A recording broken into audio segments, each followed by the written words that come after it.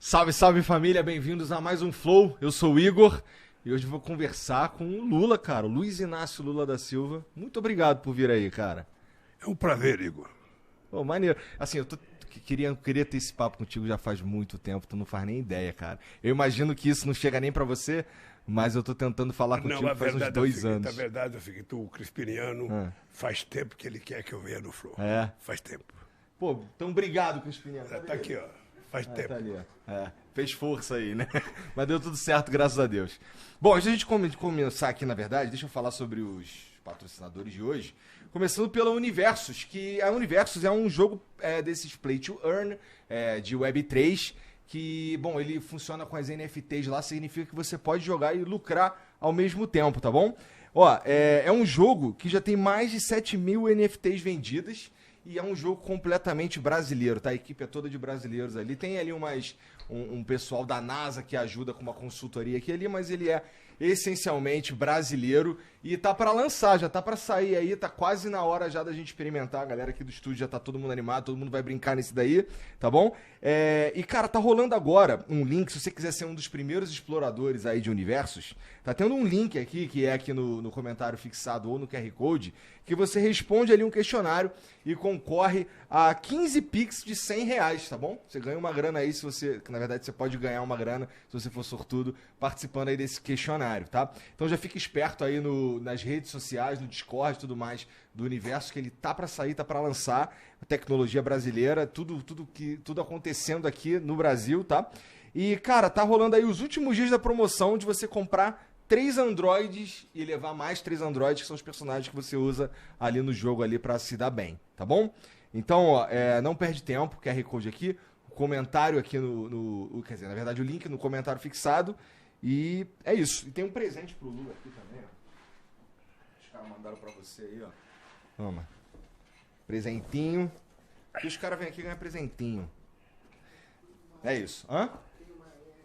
Tem uma NFT, um bonezinho e tal, né? Pois é. Olha como eu fico, olha como eu fico. Olha como eu fico na moda. Caralho. Olha, legal. Gostei, ficou maneiro. Ok, então é isso. Universos, entra lá nas redes sociais pra você conhecer, tá bom? Agora, deixa eu falar que essa daqui é fácil pra mim pra caramba. Não que a outra...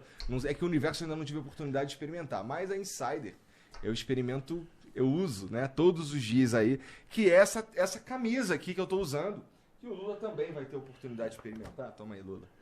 Cara, roupinha, vou sair daqui. Roupinha. Você daqui na moda. Vai sair na moda. E ó, a Insider, ela é uma loja online de roupa, tá bom? De vestuário, tem várias peças, não tem só camisa, como vocês podem ver, tem camisa de manga comprida também, tem de várias cores diferentes, tem moletom, tem cueca, tem meia, tem de tudo. E uma das coisas mais interessantes aí é que agora a Insider também tá vendendo pra você que assiste a gente e não tá no Brasil, você pode comprar de qualquer lugar do mundo, que chega em 7 dias pra você as suas compras, tá bom? Você pode entrar em insiderstore.com.br, usar o cupom FLOW20, que hoje, especialmente, você vai ganhar 20% de desconto na tua compra, tá bom? E como eu disse, você pode comprar em qualquer lugar do mundo que chega pra você, tá? Em 7 dias. Isso aí. Então, ó, tem o QR Code aqui, tem o link também no comentário fixado, mas para quem tá só ouvindo, insiderstore.com.br e usa o cupom FLOW20, você vai ganhar 20% de desconto. Beleza? Lembrando aí que as roupas não são feitas de qualquer tecido, não. Tecido tecnológico e tal, que tem ele mantém o odor aqui dentro da camisa e tal. Tem um efeito bactericida, é fácil, você lava e não precisa passar, você só pendura e já era, tá bom? Conforto térmico aí diferenciado. Então vale a pena experimentar as peças da Insider. Tá bom? Então, ó, insiderstore.com.br e o cupom é FLOW20. E Lula, esse último aqui, cara, assim, não é nada pessoal, tá? Mas, ó, você aí que tá calvo e tá precisando de um implante, certo? Que nem eu fiz 2, inclusive, tá ligado? Você fez 2? Fiz dois. Eu fiz um pra cobrir aqui, ficou até maneiro. Mas tão novo. Eu tenho 37, né? Mas aí eu fiz um segundo que começou a faltar aqui atrás aqui também. Aí eu fiz mais um aqui e dei uma adensada, então agora eu tô cabeludão. Mas, cara, antes estava meio assustador, pra ser sincero. Então, se você estiver passando por um problema como esse aí, de falta de cabelo, você pode procurar o Stanley's Hair Institute, tá bom? Que é quem fez o meu implante e você não precisa sair do Brasil. Tem aquela ideia de que você precisa ir pra Turquia para fazer o implante capilar e não é verdade. Você pode fazer hoje no Brasil, nas principais cidades do Brasil, o Stanley já tá chegando, tá bom? E, cara, eles fazem um trabalho com o máximo de tecnologia, o máximo de qualidade e o preço é diferenciado. Eu posso atestar que o preço é diferenciado e você ainda pode pagar parceladão lá, tranquilão, passa o cartão de crédito lá, vai ficar cabeludo de novo e no precinho, beleza? Então, ó, pra você ficar sabendo como é que as coisas acontecem, tem um link aqui no comentário fixado que você preenche ali um questionário, um cadastro rapidinho e você já ganha de cara ali uma avaliação totalmente gratuita e uma sessão de mesoterapia capilar, que é uma espécie de terapia preventiva aí pra queda de cabelo, tá bom? Então conheça aí o trabalho do Stanley aí de colocar cabelo nos outros. Eu fiz. Por isso que eu tô peludo pra cacete. Agora eu posso até me dar o luxo de aparecer por aí descabelado. Porque antes eu não te escolho. Tá bom? Então entra lá. Stanley's Hair Institute. Você vai ficar peludão. Beleza? É isso. Faltou alguma coisa aí, Borgão? É isso? É isso. Pô, tem um emblema hoje. Da outra vez eu não falei, mas fizeram um emblema do Lula hoje, não fizeram? Isso aqui a gente tem um artista que ele meio que faz em homenagem aos convidados aqui um emblema, um desenho. E cadê? O Jean vai tacar ali pra nós. É o Lipinero que faz. Esse moleque é bom demais. Oh. Olha aí, ó. Isso aí é tu. Animado e tudo. Ó. Esse ficou maneiro demais, ó. Oh. É, meio super-herói, né? Cara, conseguiu um milagre. O quê? Ô, Igor, você sabe que... Tá com mais cabelo ali, hein, Lula? Esse negócio de cabeludo é o seguinte. Eu fui cabeludo até 2011, quando eu tive o câncer. Uhum. Quando eu tive o câncer, aí o cabelo despencou. E não nasceu mais com a força que tinha. Mas eu tinha medo de ficar careca e não casar, cara. Yeah. Meu irmão Frechico ficou careca com 22 anos, 23 anos, ele já tinha o cucuruca aqui. Uhum. E eu tinha medo, pô, se eu ficar careca, quem vai querer casar comigo, pô? Aí... É bom, não foi um problema no fim das contas. Eu não fiquei careca, graças a Deus, tá pouquinho cabelo agora, pouquinho cabelo. Eu não quero mais fazer implante não, mas... Tá certo. Bom, mas ó, você que tá assistindo a gente, quiser resgatar esse emblema aí, é de graça, só precisa entrar em nv99.com.br/resgatar e usar o código LULA, tá bom? Você tem 24 horas pra fazer isso, depois a gente para de emitir e só vai ter acesso ao emblema quem resgatou. Então corre lá pra você completar a tua coleção e para adornar teu perfil aí, se você curte aí o Lula e tal, resgata lá, tá? Você pode também mandar mensagem pra gente que a gente vai ler aqui no finalzinho do programa. Vai depender aí do tempo, porque o Lula tem um monte de coisa pra fazer amanhã, já me deram uma ideia aqui. Deve estar cansado também, cara, essa correria pelo Brasil e tal. Mas, de qualquer forma, você pode mandar... E, ó, é só daqui a 1 hora, na verdade, que o Jean vai liberar, que você pode querer perguntar alguma coisa que a gente já falou, tá bom? Então, é isso. Cara, Lula, eu tava assistindo esse último debate que teve aí no da Band, aí, um formato diferente e tal. Teve uma hora... formato, bom. Bom formato, né? É melhor do que os outros. Eu também acho. Eu também acho que só é possível porque só tinha você e o Bolsonaro, na verdade. Não tinha aquele monte de gente, né?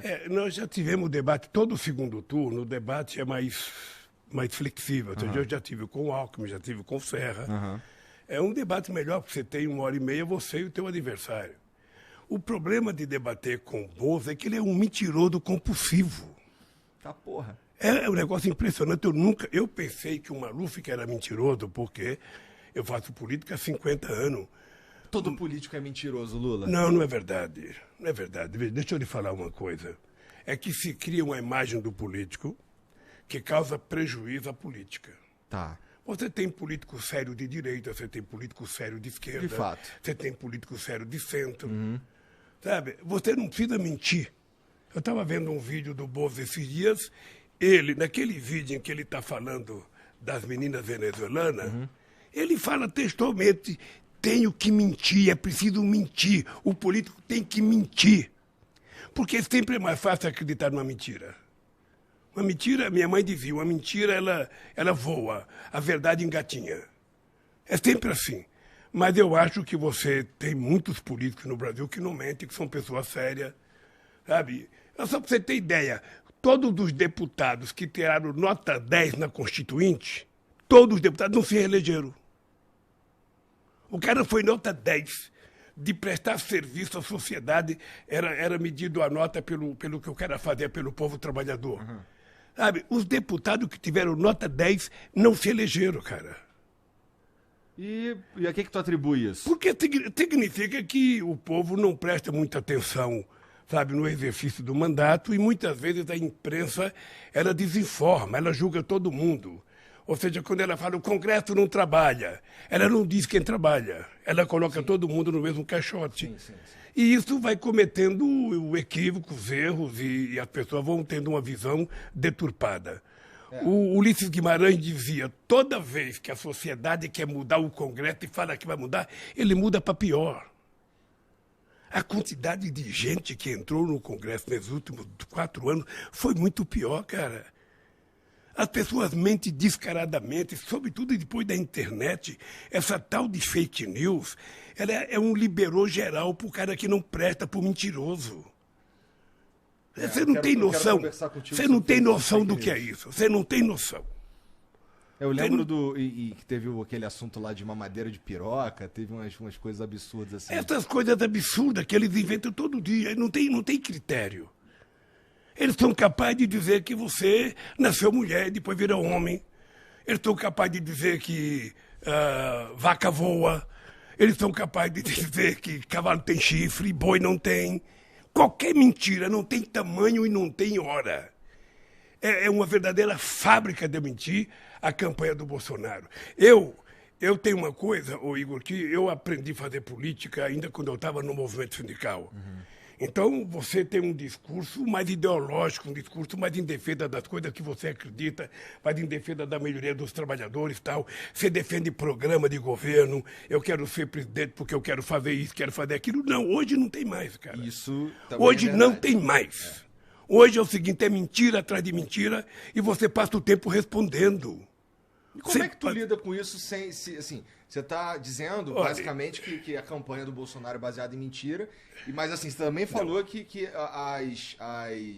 ninguém mais está prestando atenção em plano de governo e tudo mais. Como é que tu lida com isso? Deixa eu falar, não só a campanha é com base na mentira, e das piores mentiras, da coisa mais perversa que você pode imaginar, como o governo dele é uma mentira. Ou seja, já foi patenteado, divulgado, de que ele mente quase 8 vezes por dia. O cara levanta 1h da manhã para contar a mentira na internet. Né? Ele levantou 1h da manhã para tentar corrigir a maluquice que ele fez de ir na casa das meninas que prestam serviço, que trabalham, para achar que elas estavam, fazendo qualquer coisa errada. Ele foi lá com segundas intenções e depois percebeu a bobagem que fez, então resolveu acordar 1h da manhã desesperado e dizer que o PT que é o culpado, que o PT não sei das contas. Ele, hoje... Ó, é difícil realmente defender aquilo ali que aconteceu e tal, mas você não acha também que é assim, ó, pelo amor de Deus, assim, todo mundo, quem me conhece sabe que eu não sou bolsonarista, sabe também que eu não sou petista, e eu tô tentando ter uma conversa assim, franca contigo. Então, ó... Eu quero sair daqui tentando ganhar o seu voto. O voto é sigiloso, porra. Quem sabe? Você não tem que falar pra ninguém. Verdade. Mas, ó, eu acho que às vezes existe um exagero, e assim, falando especificamente do Bolsonaro, que, porra... Tu realmente acredita que ele é pedófilo? Assim, tu acredita que ele é pedófilo? Eu não acredito que ele seja pedófilo. Deixa eu lhe falar, ele se comporta como se fosse. Tá. O tratamento que ele dá às mulheres. Você veja uma coisa, ele vai terminar um mandato de presidente. Ele nunca reuniu nenhum agrupamento de organização da sociedade. Nem favelado, nem trabalhadores, nem sindicato, nem mulher, nem negros, nada.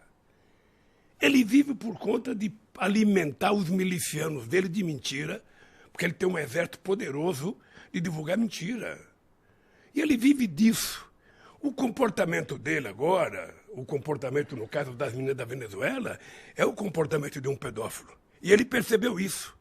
Por isso é que ele ficou apavorado e tentou se explicar o mais rapidamente possível.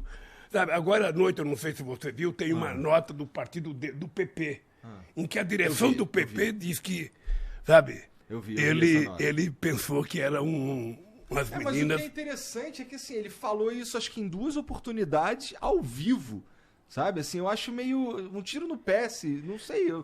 É porque, que nem o lance de virar jacaré. A galera pegou, o Bolsonaro falou que se tomar vacina você vai virar jacaré. Não era exatamente isso, né? Ele tava meio que falando ali que não sabia qual que eram as paradas. Ninguém de boa fé acredita que ele falou mesmo que as pessoas vão virar jacaré. Não, deixa eu te contar uma coisa. Ele fala isso ao vivo na televisão e no rádio, ele não mede as consequências. Bom, isso é verdade. Quando dá caca, é que ele então tenta te explicar, porque aí o pessoal da política falou, cara, você tem que pedir desculpa, você tem que inventar qualquer coisa. Mas ele tem uma propensão de falar bobagem. Bom, não consigo... Tem uma propensão de mentir. Uhum. No debate da Bandeirantes, o que eu acho engraçado é que antigamente a gente dizia, porra, o cara mente nem fica vermelho. O Bolsonaro mente descaradamente, sabe, de coisas mais absurdas que acontecem, e ele tenta passar aquilo como se fosse verdade. Ele tem uma rede poderosa de robôs, em que ele consegue fazer com que essas mentiras cheguem a todo mundo em tempo real, e daqui a pouco você está se explicando, tem que ficar se explicando. Sabe? Eu já tive que lidar com robô mesmo. É uma coisa delicada, sabe por quê? Eu pelo menos, não estava acostumado a fazer política assim. Eu fui candidato contra o Collor, eu fui candidato contra o Fernando Henrique Cardoso, eu fui contra o Serra, contra o Alckmin. Ou seja, é uma coisa civilizada que você discute o Brasil. Você vai para a televisão para defender o teu programa. Eu quero propor isso para o Brasil. Sabe, com ele é impossível. É impossível. Ele não teve programa em 2018 e não tem programa agora. Sabe? E ele vive de mentira. Ele vai contando as mentiras dele, vai contando a mentira dele. E na rede social é uma contradição, porque a imprensa escrita costuma provar as mentiras dele. Mas na rede social, ele faz um ato com 5 pessoas, filma só a cabeça das 5 pessoas e fala que é uma multidão. Sabe? É isso, disso que ele vive, disso que ele se sustenta. E eu fico triste de saber que muita gente no Brasil se deixa enganar por isso. Sabe, tem coisa que eles falam que não tem cabimento. O Lula vai fechar a igreja. Já ouviu falar isso? Também acho que não tem nenhum cabimento. Deixa eu te contar, fui pra eu... mim é parecido com o lance do virar jacaré. Cara, entendeu? deixa eu te contar, fui eu em 2003 que sancionei a lei de liberdade religiosa nesse país.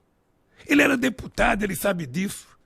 Fui eu, em 2010, que criei a Marcha com Jesus. Então, veja, eu defendo a liberdade religiosa porque eu acredito que a fé é uma coisa sagrada, cada pessoa exerce como bem entender. E eu defendo todas as religiões, a evangélica, a católica, o budismo, sabe, o islamismo, a religião judaica, a religião de matriz africana.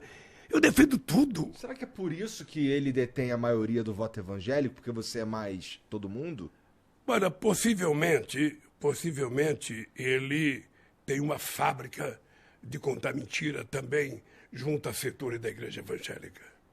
Porque os evangélicos têm gente muito séria, são muitos trabalhadores, gente pobre que trabalha. Eu era presidente do sindicato, eu convivia com centenas de metalúrgicos evangélicos.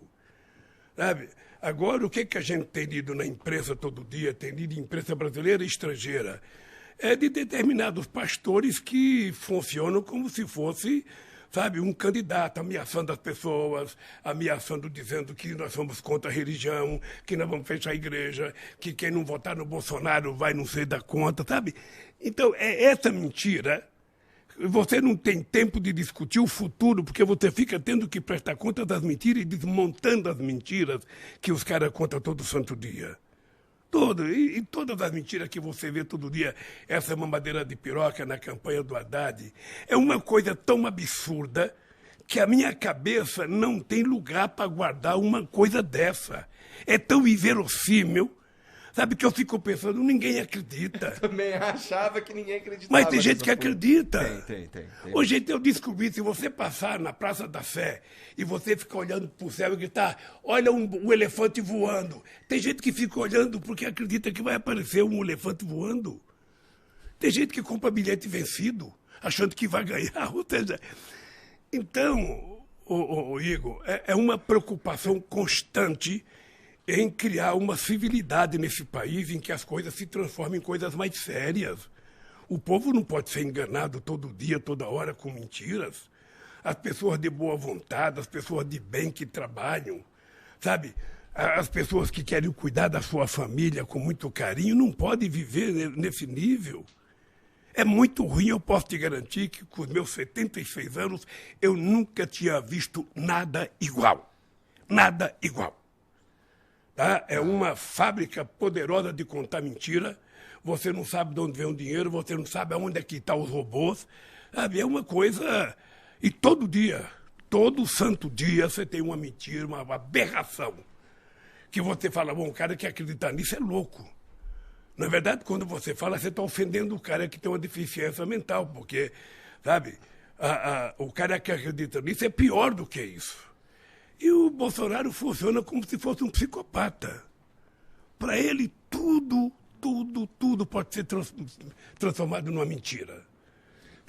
Ele vem aqui, ele mente, ele vai no debate, ele mente, ele vai na reunião do Congresso, ele mente, ele conta uma história, depois ele percebe que fez bobagem, ele tenta descontar aquela história, tenta construir. É assim. Você veja o discurso dessa Damares outro dia, não sei se você acompanhou, falando de criança, é uma coisa tão absurda, que na minha cabeça não passa a ideia de que alguém pode falar uma coisa daquela. Não é possível. As pessoas dizem... E tu, se eleito, vai ter que lidar com ela lá no... Pois é, essa gente foi eleita e essa gente você tem que lidar com ela. Pois é, assim, se tu for eleito, tu vai ter que lidar com uma galera... Agora, sabe o que acontece? É que lá também o jogo é mais duro. Porque lá também não tem bobo. O bobo ficou de suplente. Sabe? Então ela também vai enfrentar pedreira no exercício do mandato dela. Ou seja, você elegeu algumas pessoas que, sinceramente, o Brasil não merecia. Tem uma piada antiga que diz o seguinte, que estava reunido... O povo que escolheu. Estava reunido com isso. Eu sei, é isso mesmo. Estava reunido um americano, estava reunido um francês e um japonês falando da qualidade do seu país. Os americanos reclamando dos furacão, que Deus foi injusto que colocou furacão, que Deus foi injusto porque colocou muita neve, sabe, no outro país, que Deus foi injusto porque colocou muito vento no nosso país. E aí o cara falou, porra, mas você só cuidou bem do Brasil, no Brasil não tem furacão, não tem tufão, não tem terremoto, não tem vulcão. E Deus falou, você vai ver a classe política que eu vou colocar lá. E aí acontece um pouco isso. Sabe? Lamentavelmente, essas pessoas são eleitas, você tem que lidar com elas, na expectativa de que elas, pelo menos, tenham juízo de utilizar o mandato para servir a sociedade. Idealmente, né? Para isso que elas estão ali, na verdade. Cara, tira uma dúvida para mim rapidinho aqui, ó.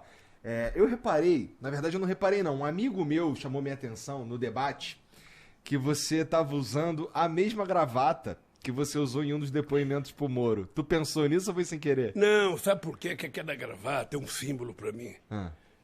Aquela gravata eu ganhei quando o Brasil ganhou as Olimpíadas em Copenhague. Você pode ver que lá em Copenhague eu estava com aquela gravata, o Pelé estava com aquela gravata. Entendi. Sabe, foi uma gravata que o Comitê Olímpico deu para nós. E eu fiquei com 18 gravatas. Dei uma para o Jô Soares, sabe, e não sei quem foi que pediu outra. Eu tenho lá em casa. Então aquela gravata eu uso toda vez que eu vou encontrar com um representante estrangeiro, eu uso aquela gravata. Tá, então ela de fato significa alguma coisa. Significa, sabe... Significa minha pátria amada. Entendi. Significa, que bonitinho, cara. Significa, aquela gravata simboliza o Brasil. Sabe, eu achei muito bonito, então eu uso ela toda vez que eu vou ter uma reunião com um representante estrangeiro, eu uso aquela gravata. Entendi. Mudando um pouco de assunto, cara. Ó, Bom, por que você acha que existe na esquerda? Eu tô falando da minha experiência, que assim, eu já apresentei aqui nesse formato quase 1000 programas, tá?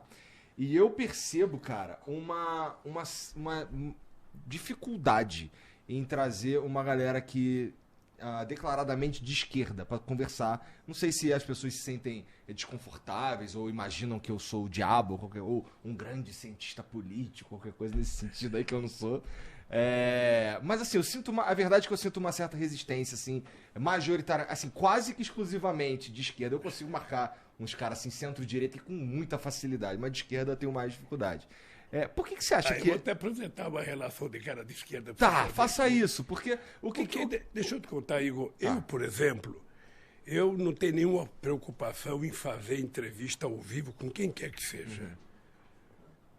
Agora, o que eu tenho preocupação é dar uma entrevista por escrito para um cara que eu sei que me odeia, porque eu não sei o que ele vai escrever. Eu também tenho essa preocupação. Ou se você gravar num canal de televisão, você não sabe o que ele vai editar. Mas ao vivo, eu não tenho nenhuma preocupação. Até porque, para mim, não tem pergunta difícil, não tem pergunta irrespondível. Sabe? Ou você sabe ou não sabe. E tem muita gente boa de esquerda. Gente muito boa. E não precisa ser de esquerda, não. Porque não é só a esquerda que tem a verdade dentro de si. É importante a gente saber que tem muita gente séria que não é de esquerda. Muita gente boa, muita gente comprometida, muita gente que pensa no Brasil. Sabe? Eu acho que é essa gente que precisa falar mais, que precisa discutir mais, que precisa se apresentar mais. Porque sabe o que acontece? Quando você fala, eu não sou político, você já falou isso? Eu já falei que eu não gosto de político. Então deixa eu te contar.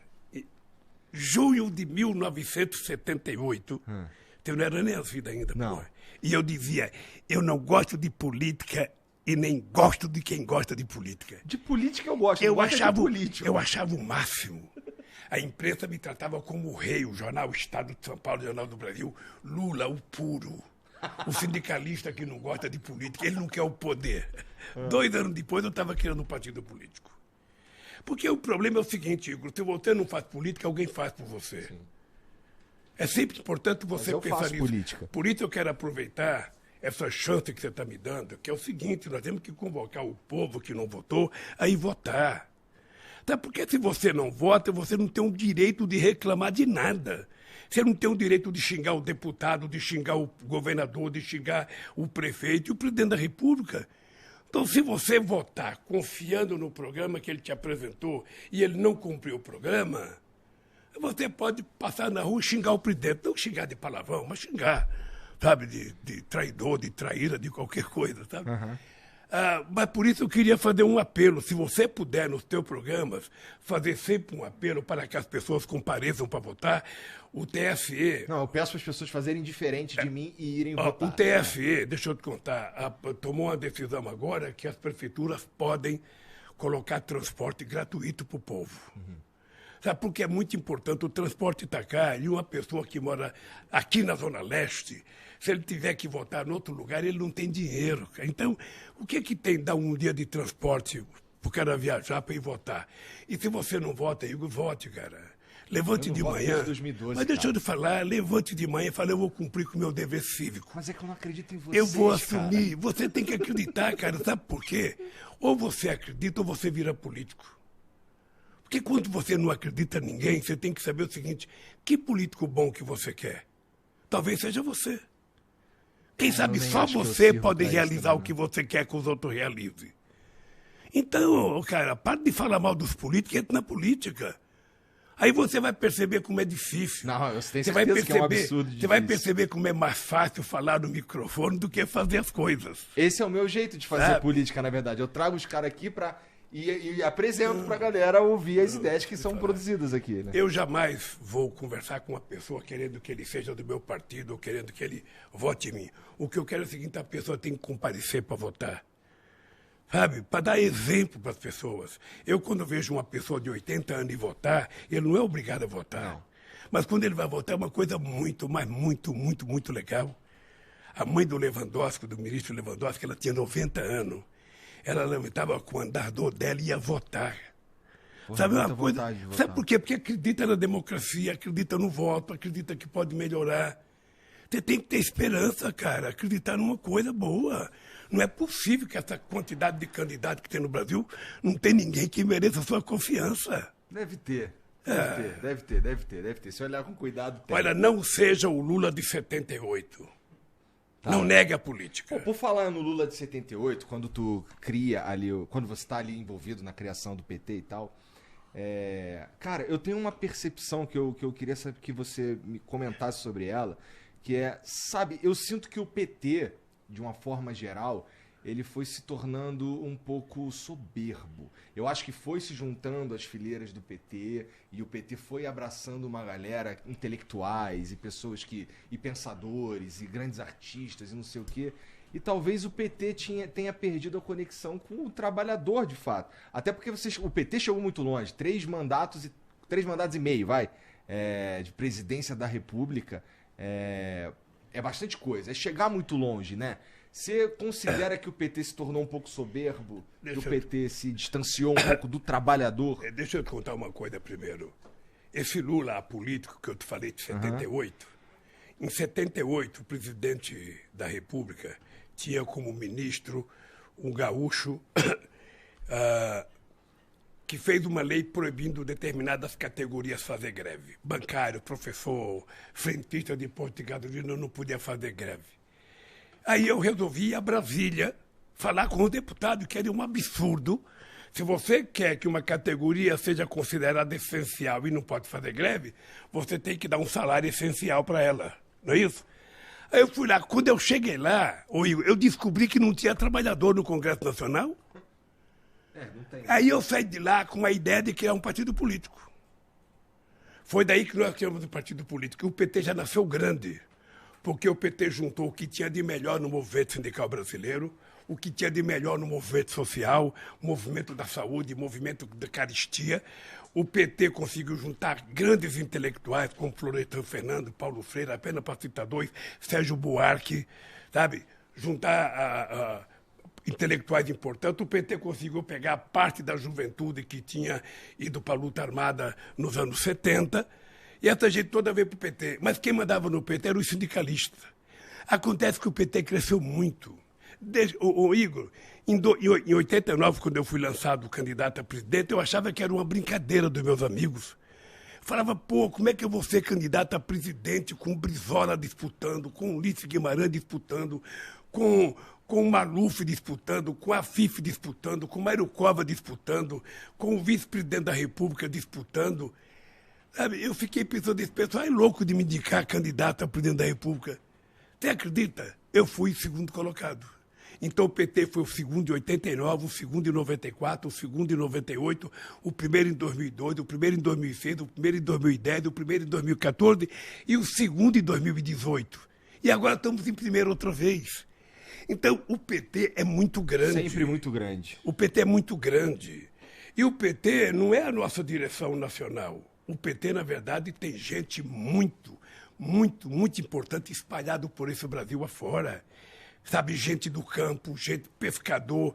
A parte da sociedade está vinculada ao PT. Tinha cara que pegava uma canoa, andava 3 dias remando para ir na reunião do PT no estado do Amazonas. 3 dias remando, comendo frango assado com farinha de mandioca e bebendo água do próprio rio. Então é um partido poderoso. Obviamente que na hora que você vai crescendo, vai entrando gente nova, a família vai crescendo, a família vai crescendo.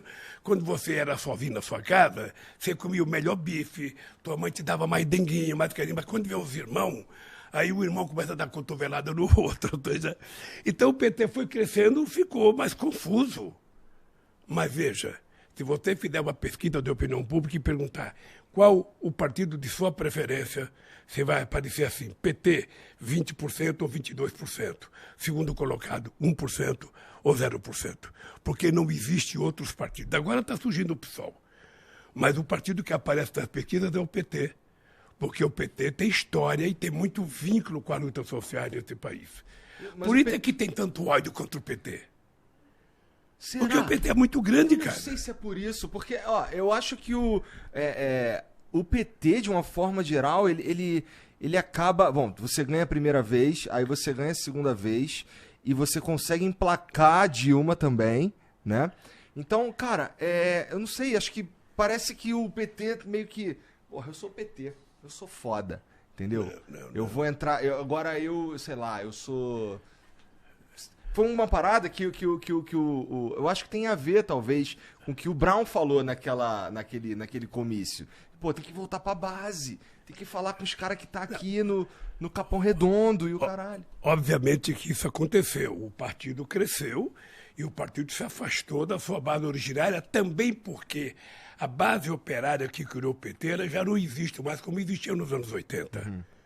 Eu, quando era presidente do Sindicato de São Bernardo, nos anos 80, a Volkswagen tinha 44 mil trabalhadores. Hoje tem 7 mil. Então, também o mundo do trabalho não é mais o mesmo. Então, mudou. Mudou a base do PT.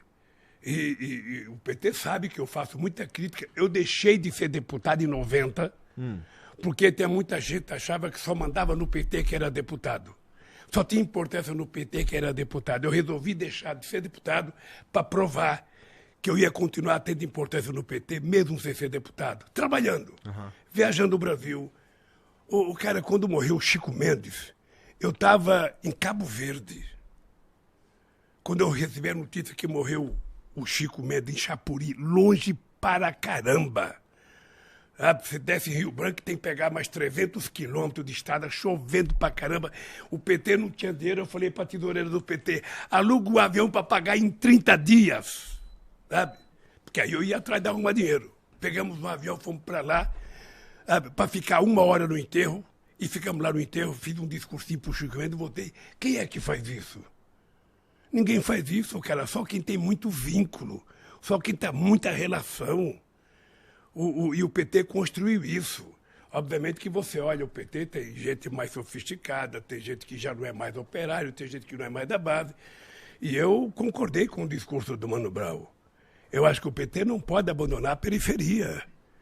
Sabe? O PT não pode, os deputados do PT precisam frequentar, precisam visitar, precisam estar do lado, precisam apoiar. Sabe? Porque senão não há razão da gente existir. Para ser igual aos outros, não precisa a gente existir. Eu concordo, eu acho que esse era o ponto, na verdade, que ele estava tentando levantar. Sei lá, não sou Mano Brown, mas eu imagino que tenha sido alguma coisa nesse sentido. E, cara, a gente estava falando antes sobre a raiva que as pessoas sentem do PT e tal, e a gente começou a falar sobre isso. E, pô, é que assim, a gente também observou, especialmente nas eleições de 2018, tem um sentimento antipetista muito acentuado e tal, que, pô, querendo ou não, aconteceram por causa de todos os escândalos de corrupção e tudo mais. E dá uma manchada ali, até porque tinha muita gente, eu lembro de cientistas políticos e jornalistas falando na época assim, pô, o PT não admite, pô, o PT não faz o meia-culpa, puta, o PT não tá, ele entrou numa vibe de, porra, eu sou PT e acabou e tal. É fantasticamente engraçado como as pessoas vivem pedindo pro PT fazer autocrítica. Autocrítica. Veja, se eu fizer autocrítica todo dia, eu não preciso de oposição. A oposição é que tem que me criticar. Por que eu mesmo tenho que me criticar? O problema é o seguinte. Ô Igor, presta atenção numa coisa. Você acha que a elite brasileira engoliu de graça o PT fazer uma lei que registrar empregada doméstica em carteira, jornada de trabalho, direito de férias, descanso semanal? Você acha que a direita aceitou pacificamente isso? Uma sociedade que é escravista? Você acha que eles aceitaram com muita tranquilidade o fato da gente fazer com que as pessoas pobres da periferia chegassem a fazer universidade? Que filho de empregada doméstica virasse médico, virasse engenheiro, virasse diplomata, virasse advogado? Quando nós criamos o ProUni e o FIES, a gente permitiu, nós saímos de 3,5 milhões de estudantes na universidade para 8,5 milhões, cara. E a gente tem mercado para essa galera? É lógico que vai ter mercado. Esse é um processo, na medida que a gente vai formando mão de obra mais qualificada, essa gente vai trabalhando, vai melhorando a capacidade de produção no Brasil, vai ficando mais importante as coisas que nós produzimos, a gente vai ganhar novos mercados e a gente vai ser competitivo. E mais ainda, a gente começa a exportar inteligência, conhecimento. Não tem que exportar só soja ou minério de ferro. A gente vai exportar conhecimento, como faz o Japão, como faz a China, como faz os Estados Unidos, como faz a Coreia. É que a gente tem um monte de gente que é formada, a gente tem um quarto dos dentistas do mundo. O problema, sabe o que é, Igor? O problema é que no Brasil nunca se levou a sério as camadas de baixo chegar à universidade. Eu vou te dar um dado para você registrar, que eu falo sempre. Eu me formei pelo ProUni. Eu vou te dar um dado. O Peru foi descoberto em 1492, quando Colombo chegou aqui. Em 1554, o Peru já tinha sua primeira universidade. O Brasil foi descoberto 8 anos depois. a primeira universidade brasileira foi em 1920, ou seja, nós demoramos 420 anos para fazer a primeira universidade. Por quê? Porque 420 universidades tem tudo a ver. Pô. Porque os filhos do rico iam estudar na França, nos Estados Unidos, eles estudavam. E como era uma sociedade escravista, para que negro precisa aprender, índio precisa aprender e pobre precisa aprender? Não. Esse país, até 1930, só podia votar quem tivesse terra, quem tivesse dinheiro. Sabe? Que era, mesmo que o cara não produzisse nada, se ele tivesse muita terra, ele virava conde, virava duque. E a gente não tinha. O analfabeto só foi começar a votar no Brasil na Constituição de 88. Ora, o cara sabe trabalhar, o cara sabe fazer pão, o cara sabe fazer um monte de coisa. Por que ele não pode saber votar? Por que ele era proibido de votar? Não, mas aí então tem muita coisa errada na nossa história. Você veja o atraso em que a gente está submetido. O Brasil foi o último país do mundo a fazer a independência, o último a abolir a escravidão, o último a dar voto para a mulher. Você percebe que há uma... Eu tenho um amigo meu que é jornalista e ele tem um sítio em Porangaba. Porangaba é indo para Sorocaba. Quando esse cara resolveu dar 13º salário para o funcionário dele, o restante dos sitiantes se rebelaram. Cara, como é que você vai dar 13º, vai dar férias? Sabe? Todo mundo vai querer. Ele arrumou inimigo por conta disso. Agora você imagina a gente colocar os pobres para ir para o aeroporto de Congonhas viajar de avião. O Guarulhos.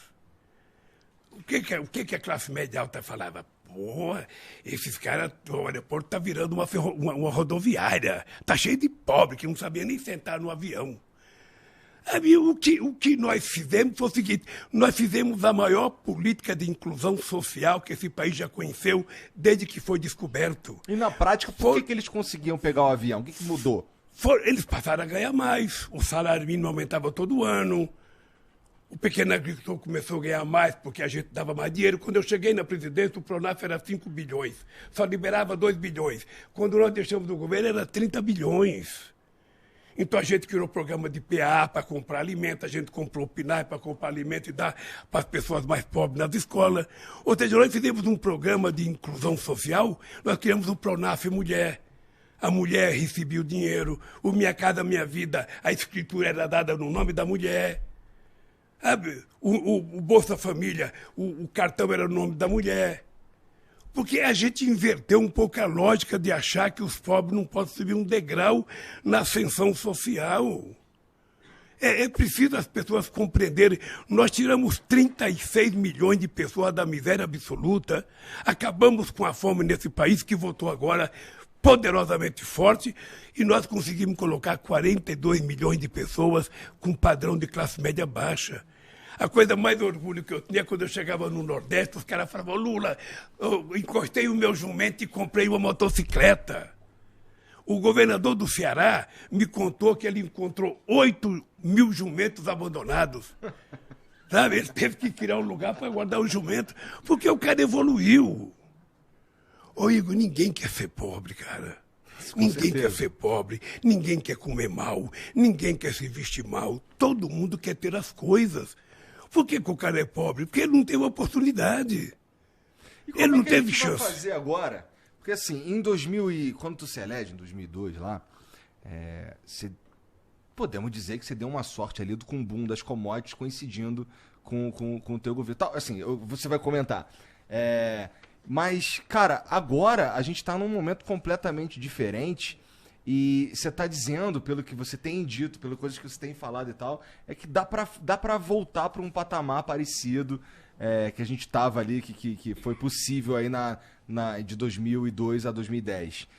Qual que vai ser, o que é o motor agora dessa vez? O que vai fazer a gente conseguir aí a tal da picanha, a tal da cerveja? Então deixa eu falar pra você uma coisa. Se criou o fetiche de que o Lula deu certo porque teve o boom da commodities. Por que não deu certo pro Fernando Henrique Cardoso? Porque meio que começou ali em 2000 e pouquinho. Né? Sabe o que acontece? É porque nós fizemos com que as coisas acontecessem colocando o pobre dentro do orçamento. Você sabe quantos milhões de empregos nós criamos no nosso governo? 22 milhões de empregos com carteira assinada.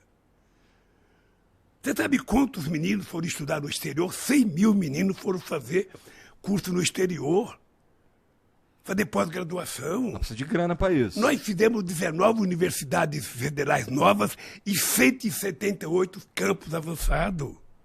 Nós saímos de 140 escolas técnicas para 422. Houve uma revolução nesse país. Uma revolução. Pela primeira vez, os pobres começaram a se sentir participantes e se transformar em sujeito da história. Os catadores de material reciclável, eu levei eles dentro do BNDES para tomar um empréstimo de 200 milhões de reais. Por que só emprestar dinheiro para o grande e não emprestar para o pequeno? Emprestar para a cooperativa deles. Emprestar dinheiro para a cooperativa, sabe, de quebradeira de coco do Babaçu, para a bordadeira do Piauí, para a bordadeira do Rio Grande do Norte. Agora, quando eu votar, a gente vai abrir linha de crédito muito grande para que a gente possa investir em micro e pequenos empreendedores. Se o cara for um Igor, se o cara tiver inteligência de fazer o que você faz, sabe, na internet, ou seja, ele vai ter financiamento para trabalhar, para começar. Se ele quiser montar um restaurante, um bar, uma oficina de motocicleta, de bicicleta, de carro, o que ele quiser fazer, ele vai ter crédito.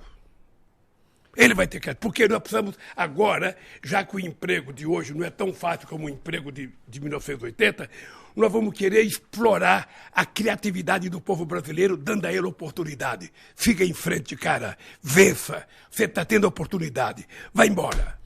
É isso que eu vou fazer. Como é que tu vai fazer isso? Não precisa sair dinheiro de algum lugar, cara. Não, os bancos públicos existem para isso. O BNDES existe para isso, a Caixa Econômica existe para isso, o Banco do Brasil existe para isso, o BNB existe para isso, o BASA existe para isso. BASA é o Banco da Amazônia, o BNB é o Banco do Nordeste. Tá. Sabe, é utilizar o dinheiro desses bancos públicos, sabe, para financiar a produção, para financiar a evolução desse país. Até porque nós queremos ser exportador de inteligência. Então, como é que a gente vai fazer? Fazendo. Pô, o bagulho era segurar essa inteligência aqui, hein, Lula? Ó, quando teve a crise, em 2008, uma crise poderosa. Foi. Que chegou a quebrar o banco Lehman Brothers nos Estados Unidos, que foi uma Sim, crise eu lembro. verdade. Eu disse, isso aqui é uma marolinha no Brasil. Eu lembro. Todo mundo tirou sarro da minha cara. A Mira Leitão me criticou muito. O que aconteceu? O Brasil foi o último país a entrar na crise e o primeiro a sair. Um ano depois da crise, a gente estava crescendo 7,5% ao ano. E no varejo crescia 13%. Tá? Eu aumentava o salário mínimo todo ano. Todo ano, não era reajuste da inflação. Era o reajuste da inflação mais aumento real. 90% dos trabalhadores que trabalham em categorias organizadas, químico, gráfico, metalúrgico, todos esses caras recebiam aumento real acima da inflação. Hoje não recebe. Você veja quanto cresceu a economia. O Bozo fica dizendo todo dia, não, porque a economia está bombando, a economia está bombando. Eu não sei se está bombando no cartão de crédito dele, no cartão corporativo dele, sabe? Porque no povo, hoje foi divulgado, o Brasil vai crescer 1%. Sabe quanto o Brasil cresceu no meu mandato? 4% ao ano. Mas está no meio de uma crise, de uma guerra. Que guerra? A guerra não tem nada a ver conosco, cara. Porra, como é que não, cara? Não, querer jogar a culpa nossa na guerra da Ucrânia já é demais. Você acha? Tá? Eu acho que é demais. Veja, até porque eu estava criando uma fábrica de ureia em Três Lagoas, em Mato Grosso do Sul, eles fecharam. Estava fazendo uma fábrica de amônia em Uberaba, eles fecharam. A fábrica de fertilizante em Sergipe, eles fecharam. Fábrica de fertilizante no Paraná, eles fecharam. Tá dizendo que você começou a tentar tornar a gente autossuficiente em fertilizante. É preciso ser autossuficiente. O Brasil tem condições de ser autossuficiente. Por que o Brasil não virou? Porque nunca houve tanto interesse do pessoal, porque era muito barato importar fertilizante. É verdade. Então, agora o pessoal está dando conta. O Brasil é o terceiro produtor de alimento do mundo. E a gente não tem fertilizante. O Brasil pode chegar a ser o primeiro. O Brasil é o maior criador de gado do mundo. O Brasil é o maior, produtor de proteína animal do mundo. Então, nós temos que cuidar disso, cara. Nós temos que cuidar disso com muito carinho. E nós precisamos cuidar disso sem derrubar uma árvore na Amazônia, sem derrubar uma árvore no Pantanal. O que nós precisamos é aprender de forma civilizada que uma agricultura de baixo carbono vai ser muito mais rentável para o Brasil. E eu posso te dizer, Igor, com todo carinho, o homem do agronegócio, o produtor profissional, ele não derruba mata. Quem derruba mata é transgressor. Mas isso já está meio que vencido mesmo, porque hoje em dia, se você não tem uma pecuária verde, os outros países nem compram a tua carne. Veja, né? não é só a carne verde. Você vai falar assim, se você não explicar, sabe, o cara pensa que vai ter boi verde. Tá, não é isso. O boi é o seguinte, é o boi que vive no pasto comendo grama, isso. Sabe? Esse é o chamado boi verde. Veja, é preciso você fazer isso levando em conta que tem muitas formas de você criar. Não precisa ser tudo em campo aberto. Você pode ter confinamento. Aquela carne que o Bolsonaro estava comendo outro dia, R$ 1.200 a picanha do Japão, aquele boi é criado num confinamento ouvindo música clássica, Quinta Sinfonia de Beethoven. Aí a carne nasce macia. Aqui no Brasil a gente compra picanha de 2 quilos. Não existe picanha de 2 quilos, porque é colchão duro, cara. Picanha 700 gramas, 800 tu gramas. manja no churrasquinho, hein? Então, deixa eu te falar. O Brasil pode muitas coisas. A gente pode fazer, nós temos 30 milhões de hectares de áreas degradadas, de pastos abandonados. O que você tem que fazer? Recuperar essa terra e plantar o dobro do que você planta hoje, sem precisar derrubar uma árvore no Pantanal, uma árvore na Amazônia. O que nós precisamos saber é que a riqueza da Amazônia está na exploração da biodiversidade da Amazônia, para que a gente possa fazer com que a indústria de fármaco cresça, a indústria de cosmético cresça e a gente possa melhorar a qualidade de vida do povo da Amazônia. E nós precisamos compartilhar com o mundo. O Brasil é dono da Amazônia. O território é soberano nosso, mas a gente pode compartilhar conhecimento científico com o mundo inteiro. Para quê? Por bem da humanidade. Já está provado que a questão climática não é uma coisa qualquer hoje, não é uma coisa muito séria. Muito séria. E se a gente não cuidar, a gente está cavando a nossa própria cova, nosso próprio enterro.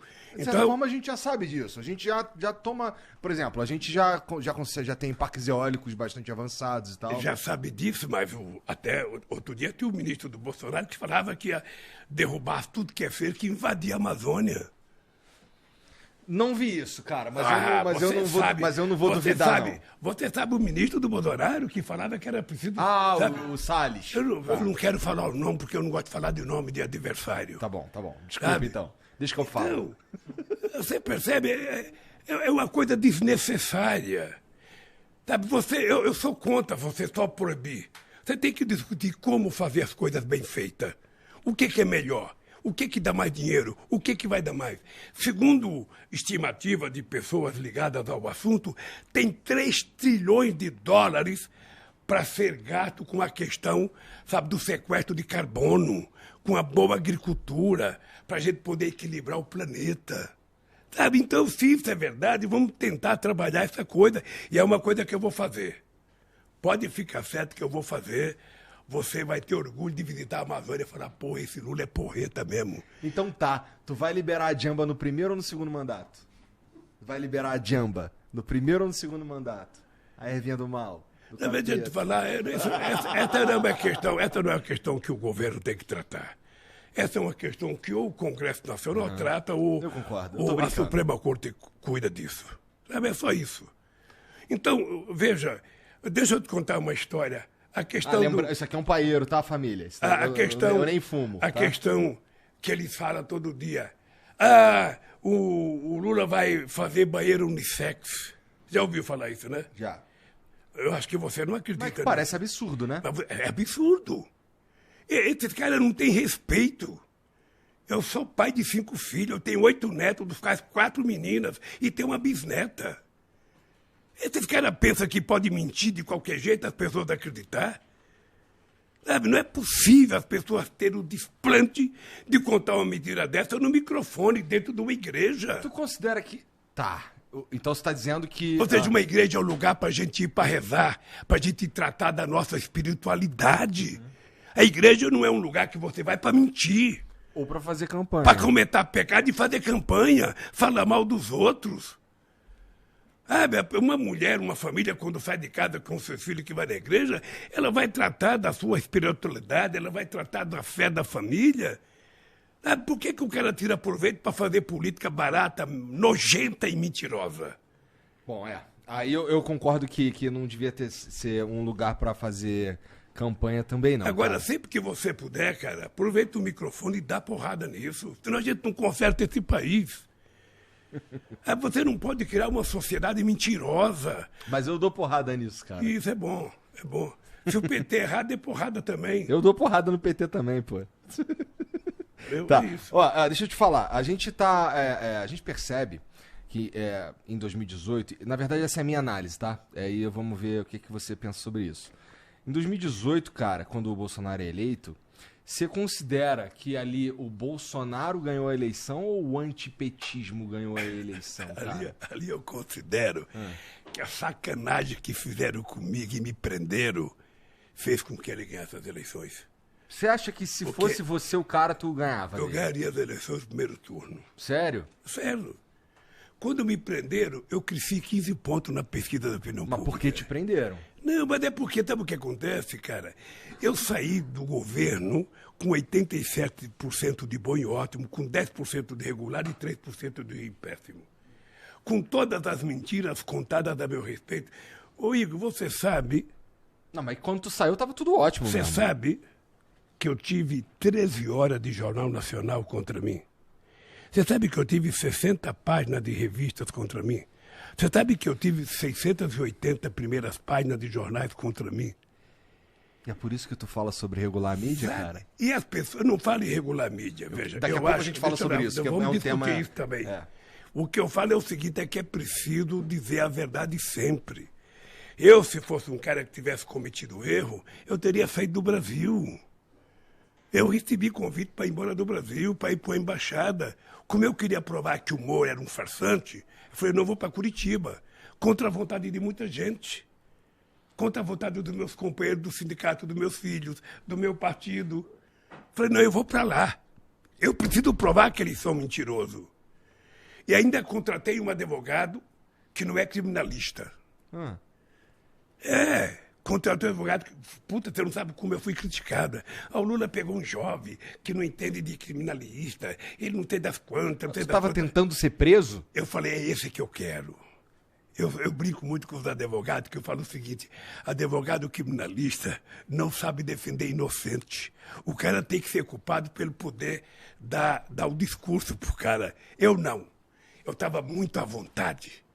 Sabe, eu falei, eu vou provar. Você está lembrado do meu primeiro depoimento em Curitiba? Eu falei o seguinte, ô juiz, você está condenado a me condenar porque você já mentiu demais. Disso.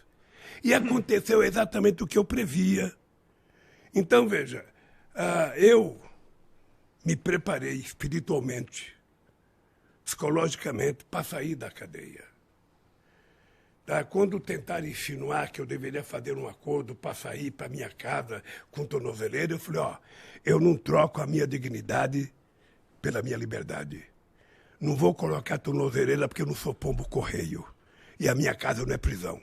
A Janja está ali, minha mulher, ela chorou pra cacete que ela queria que eu aceitasse para casa com tornozeleira. Meus filhos queriam que eu fosse para casa. O partido queria que eu fosse para casa. Não, Lula, sai, vai para casa, não. Eu não vou sair para casa, não. Eu vou sair para casa quando eu tiver decretado a minha inocência. Quem me prendeu, que assuma a responsabilidade. Por que eu vou sair para minha casa para o pessoal ficar me xingando? E essa canelinha que mamãe põe no mundo por nem colocar tornozeleira? Não, cara, não é assim que se brinca comigo.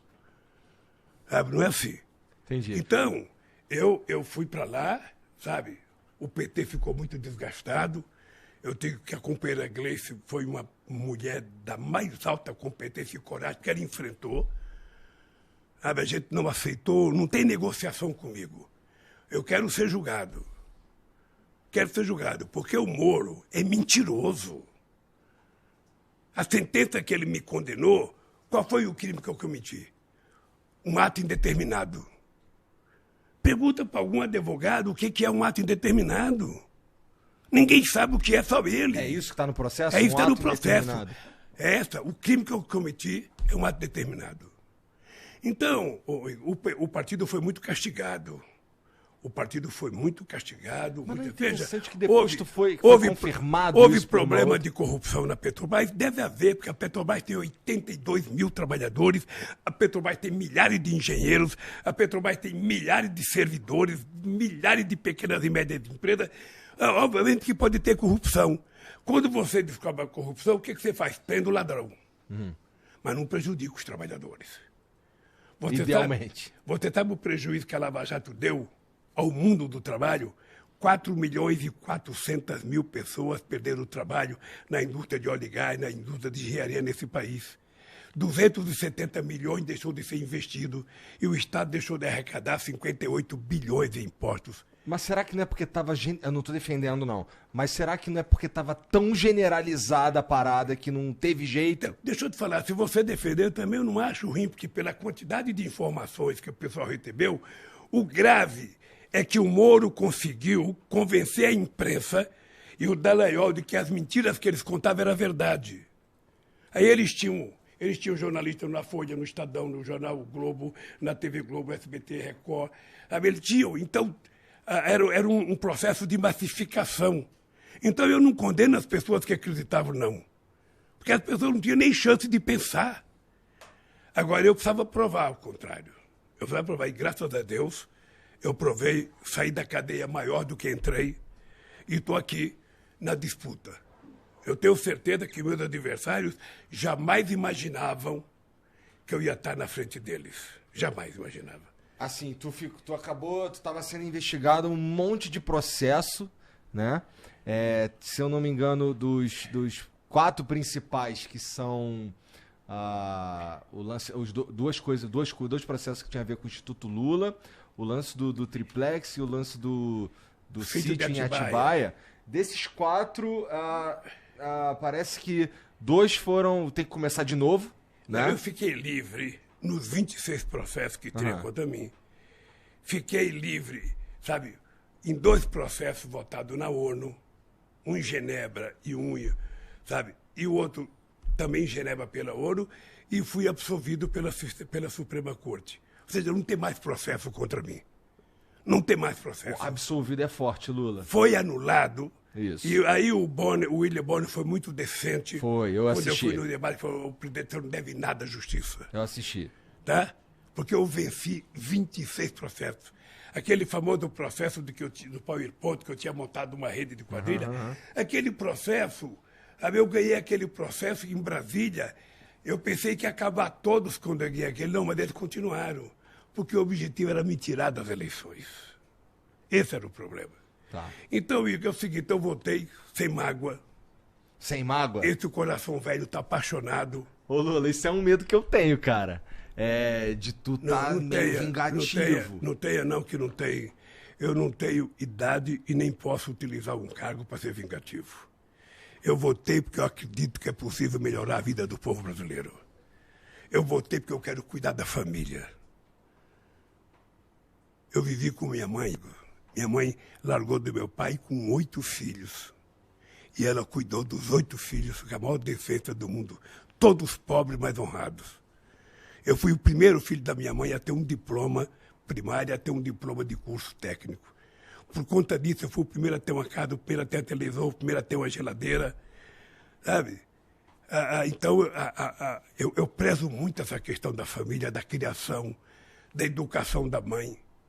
Eu fui criado numa geração em que a mãe da gente era uma deusa, a gente não respondia, a gente não falava o quê.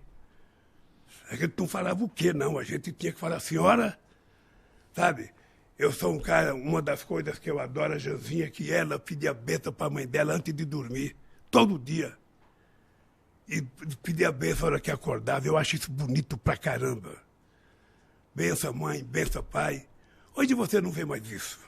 Você não vê mais isso porque também as pessoas não cuidam com muito respeito. Então eu gosto da questão da família. Eu gosto, sabe? Você não sabe a loucura que era a minha família de final de semana. Era todo mundo junto. todo mundo junto, discutia-se futebol, discutia-se qualquer coisa. Inclusive amanhã tu vai ficar triste, né, cara? Ei, Amanhã tu vai ficar triste. por quê? Porra, tem o Corinthians e Flamengo amanhã, pô.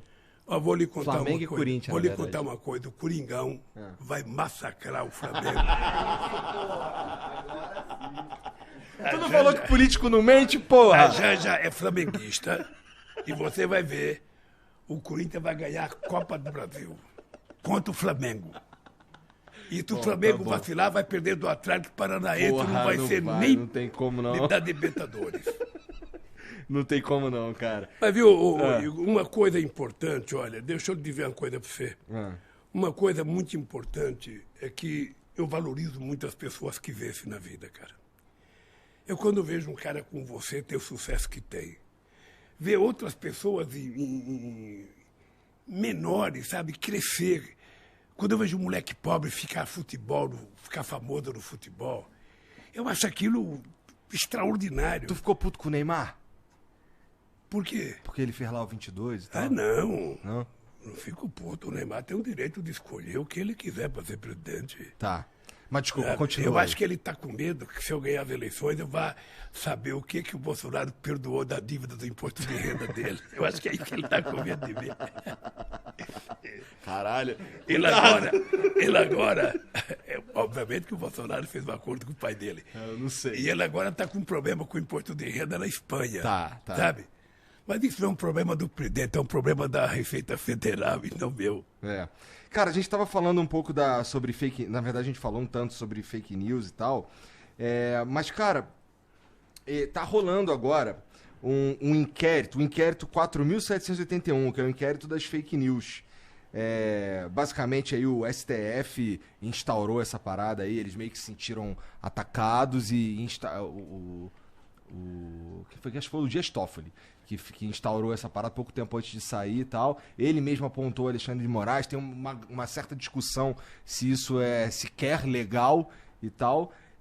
Mas, cara, particularmente, eu acho que para a sociedade isso é um assunto, além de espinhoso, ele é um assunto muito perigoso.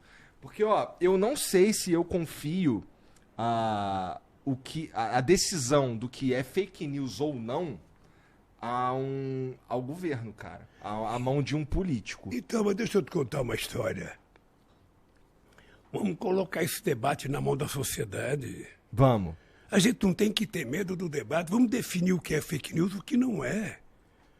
Você não pode utilizar um instrumento Você acha que a poderoso. sociedade se envolve nessa definição, nós né? temos que fazê-la discutir. Tá. Veja, você não pode criar um instrumento poderoso, sabe? Pode virar censura. Com esse mundo digital. E deixar a revelia para cada um fazer o que bem entende. Fake news é algo velho, é que agora está potencializado. Não, veja, a mentira é uma coisa antiga. É. Até sofisticou de fake news. É. Isso graças ao Trump. Mas veja, deixa eu lhe falar uma coisa. É que antigamente você contava uma mentira. Você chegava pro teu pai e falava, pai, eu fui bem na escola, meu boletim só tem 10. E você só tinha vermelho no boletim, não tinha passado. E só você e teu pai sabia. Agora não. Agora, o cara se tranca no quarto dele e pega o seu celular e fala mal da mãe de todo mundo, do pai de todo mundo, sem nenhuma responsabilidade. A gente não pode, o cara promove a morte, promove a violência, promove o tumulto, sabe? Não é possível. Ao invés da gente chamar, sabe, rede social, sabe, não é uma rede social, porque tem muita coisa que não é social.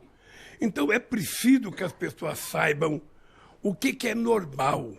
Já parou pra pensar sobre qual seria a melhor maneira de fazer isso aí? Porque, ó, uma das ideias e das propostas que eu já ouvi cara, pra ter um perfil no Twitter ou sei lá o que, tu precisa registrar um documento, por exemplo. Fica mais difícil do cara. Aí quando o cara fala uma parada, meio que todo mundo sabe quem é. Então, mas deixa eu perguntar, mas você não acha que é bom a gente saber quem é? Eu acho. Eu era presidente, tinha um grupo assim, Depende, na verdade. Morte ao Lula. Horrível. Você acha que é normal isso? Não. Mas Você em sabe- lugares onde você a sabe democracia Você não sabe a existe. quantidade de mentiras? Você sabe que meu filho é dono da JBF? Você sabe que meu filho, a Universidade de Piracicaba, a IVAN, aquela coisa bonita, é a casa do meu filho?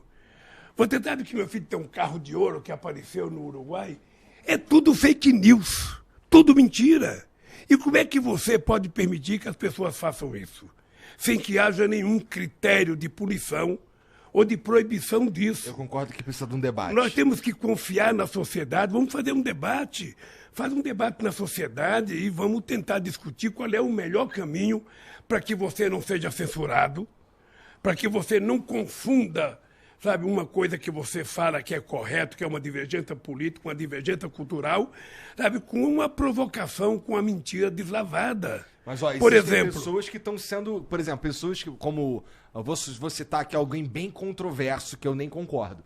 Mas, pô, tem o Alan dos Santos, por exemplo, que foi extirpado das redes sociais. Tem o velho da Van, extirpado das redes sociais também. Eu não sei se isso é benéfico. Não, você não precisa extirpá-lo, você só tem que educá-lo. Ele tem que saber que ele não pode fazer o que ele quer. Tem um limite. A democracia tem um limite. A democracia, ela te permite ter um espaço desde que você não atente contra os outros. Sabe, as provocações que existem, as mentiras, são coisas tão absurdas, digo, que nós temos que encontrar um jeito. E quem vai dar um jeito são pessoas como você, que são especialistas nesse mundo digital. Não é o Lula, que eu sou um cara ainda analógico. Você não está pensando no Brasil com a indústria 4.0 e tal? Eu penso. Inteligência artificial, a internet das coisas e tal. Tudo que eu penso, não. Eu acho que nós temos que nos preparar para isso. Vou contar uma coisinha, ó. Houve em maio desse ano, houve uma discussão no Instituto Lula e eles criaram uma cartilha Lula Play. Sabe, Jatinha? Cartilha Lula Play. Então, o que nós propusemos? Regulamentar a profissão de desenvolvedor como garantia de direito para os trabalhadores da indústria. Criar cursos técnicos e de ensino superior para desenvolvedores de jogos. Revisar a legislação de banda larga para extinguir o limite de consumo de dados e melhorar a velocidade da conexão. Incentivos fiscais e financiamento adequado para a criação de novas empresas do setor. Sacou? Sacou que nós estamos atinados a esses problemas, porque é o novo mundo... Dá pra gente ser protagonista? É o novo mundo do trabalho. Hoje, quando você vai discutir a questão de emprego, o que eu estou propondo? Que a gente junta os empresários, eu já conversei inclusive com o Josué da Fiesp, você junta as universidades, para que a gente discuta esse mercado de dados, sabe, essa loucura digital, como é que a gente vai preparar essa juventude para usar bem se ele não tem possibilidade de estudar. Por isso é que eu vou voltar a criar o ProUni, o FIES, sabe? Eu quero que a molecada estude engenharia. A molecada saber ser todo mundo campeão de games, ser todo mundo fazedor de software. Que é assim que o Brasil vai crescer. Porque as outras indústrias, a gente meio que já perdeu o bonde. Talvez agora na indústria 4.0, que seja todo isso que você está falando, desenvolvedor, inteligência artificial e tudo mais, seja onde a gente possa ser protagonista mesmo. Até porque a gente tem a chance de sair dessa crise numa posição vantajosa. Que eu já conversei com alguns economistas e isso é um outro ponto. Conversei com alguns economistas e eles consideram que a gente está hoje numa posição vantajosa em relação a outros países nessa crise que está rolando no mundo. Deixa eu te falar, nós estamos vantajosos com relação à América do Sul. Mas veja, a China e os Estados Unidos é que são os donos da bola. Mas a Coreia... Mas a China está enfrentando agora uns problemas também. O que precisa é o Brasil se entender como um país grande. E que, portanto, nós temos que colocar a nossa juventude para estudar, se aperfeiçoar, sabe? E mandar muita gente estudar lá fora em universidade, sabe? Para que a gente seja competitivo, para que a gente possa disputar mercado. Concordo. Esse é o Brasil do futuro. Esse é o Brasil, Igor, que está mais na tua mão do que na minha.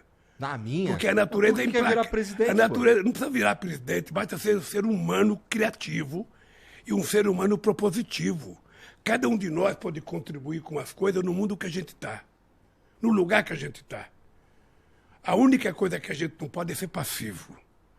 A única coisa que a gente não pode é ser neutro. Eu sou neutro, eu não gosto disso, eu não gosto daquilo. Não, cara. Sabe o que é que eu digo para a juventude? Eu digo o seguinte, ó, você não gosta de política? Você acha que todo mundo é ladrão? Você acha que todo mundo é corrupto? Só você é honesto? Então entra você na política, pô. Vá você para fazer as coisas. Seja eleito deputado. Porque é assim que a gente... lá fudeu também, pô. É assim que a gente conserta o mundo, Igor. É assim que a gente conserta o mundo. Eu tenho um radialista muito famoso aí que vivia querendo ser prefeito, sabe? E quando tem enchente no lugar, ele fala, cadê o prefeito? Cadê o prefeito? A Marta Suplicy foi para Paris e achei São Paulo tá cheio, sabe? Eu falei, seja candidato a prefeito, eu quero saber se você vai beber água quando dá enchente. Porque a natureza, cara, quando ela se movimenta, ela passa por cima de tudo que você acha que não vai acontecer. Então é preciso que a gente tenha um pouco de cuidado ao fazer o julgamento das pessoas. Sabe, não tem ninguém 100% bom, nem tem ninguém 100% ruim. Todo mundo tem um pedaço bom e um pedaço ruim. Ninguém é puro. Eu, no meu caso, o meu pedaço bom é melhor. Cara, a Gleice tá falando ali de horário, não sei o que. Como é que você tá? Eu tenho pelo menos uns... Não sei se vocês querem... Pelo menos tem umas 3 paradinhas aqui que eu tenho que falar contigo, cara. Tá. Então, ó, vamos lá. Deixa eu pegar aqui umas 3... Ó, por exemplo, ó, tem um aqui que não tem como eu deixar passar, cara, que é... Qual foi o cálculo que você fez?